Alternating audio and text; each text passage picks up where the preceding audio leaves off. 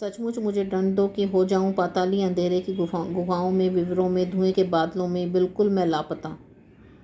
लापता कि वहाँ भी तुम्हारा ही सहारा है, इसलिए कि जो कुछ भी मेरा है या मेरा जो होता सा लगता है, होता सा संभव है, सभी वह तुम्हारे ही कारण के कार्यों का घेरा है।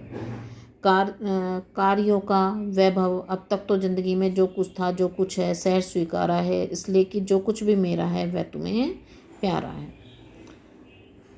अब इन पंक्तियों में कवि कहता है कि हे प्रिय, सचमुच मुझे दंड दो, कि तुम मुझे सचमुच में दंड दो, कि हो जाऊं पाताली अंधेरी गुफाओं में, कि मैं पाताल के अंधेरी गुफाओं में, गुफाओं में, विवरों में, सुरंगों में, धुएं के बादलों में, और धुएं के बादलों में बिल्कुल लापता, कि मैं बिल्कुल लापता हो जाऊं, मैं से बिल्कुल खो जाऊं।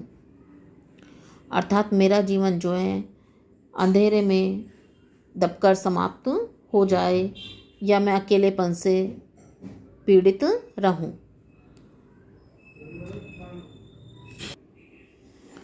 लापता कि वहाँ भी तो तुम्हारा ही सहारा है, लेकिन जहाँ भी मैं रहूँगा, चाहे अंधेरे की गुफाओं में या सुरंगों में या धुएं के बादलों में, वहाँ भी मुझे तुम्हारा ही सहारा होगा। अर्थात वहाँ भी तुम्हारी ही यादें होंगी जो मुझे प्रसन्न करती रहेंगी।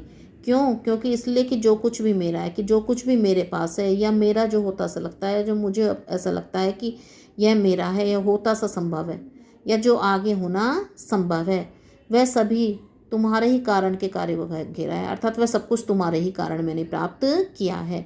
कार्यों का वैभव है, अर्थात जो भी वैभव, धन संपत्ति, सुख समृद्धि मैंने जीवन में प्राप्त की है, वह सब तुम्हारे ही कारण प्राप्त की है।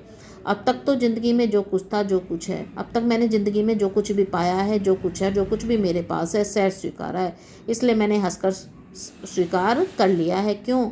इसलिए कि जो कुछ भी मेरा है वह तुम्हें प्यारा है।